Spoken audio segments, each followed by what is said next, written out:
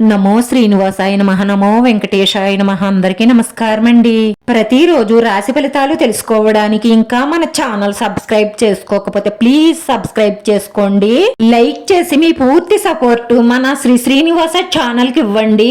ఈ వారం రాశి ఫలితాలలో గోచార్య రీత్యా వృషభ రాశి వారు ఎటువంటి శుభాశుభ ఫలితాలను పొందుతారో తెలుసుకోవడానికి ఈ మన వీడియోని ఎక్కడా స్కిప్ చేయకుండా చివరి వరకు చూడండి. విదేశాలు వెళ్ళడానికి ప్రయత్నాలు చేస్తున్నట్లయితే ఆ ప్రయత్నాలు చాలా వరకు ఫలిస్తాయి.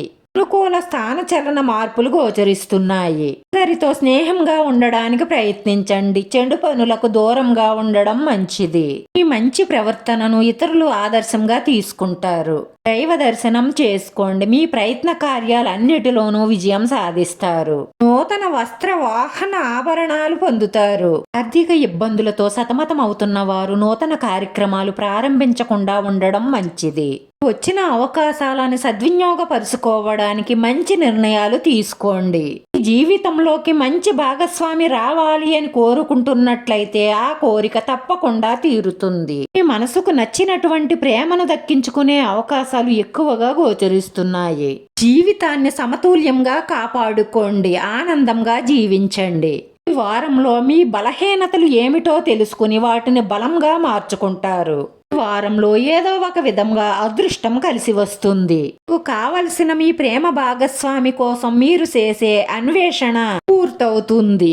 మనసుకు సంబంధించిన రిలేషన్ బాగుంటుంది. ఆ ఉద్వేగంలో గీత దాటిన వారికి పెళ్లి చేసుకోవాలన్న ఆలోచన వస్తుంది. మీరు పట్టుదలతో ఆత్మధైర్యంతో పనులు పూర్తి చేయవలసి ఉంటుంది. తెలిసి తెలియక ఇది వరకు చేసిన చిన్న పొరపాటుకు ఒక స్త్రీ మీపై పగపట్టి మీకు శారీరకంగా హాని చెయ్యడానికి శతవిధాలా ప్రయత్నిస్తుంది. అది విఫలం అయితే మీకు మానసికంగా హాని చెయ్యడానికి ప్రయత్నిస్తుంది.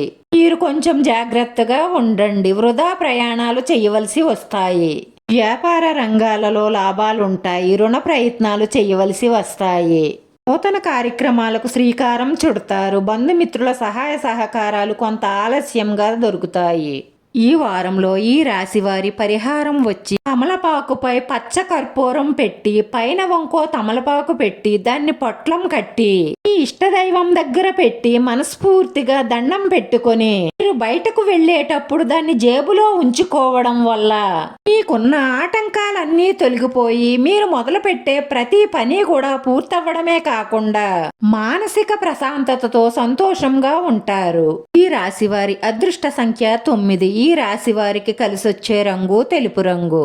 వీడియో నచ్చితే లైక్ చేయండి. మీ లైక్ మాకు ఎంతో విలువైంది. మీరు లైక్ చేయడం వల్ల ఈ వీడియో కొంతమందికి చేరుతుంది.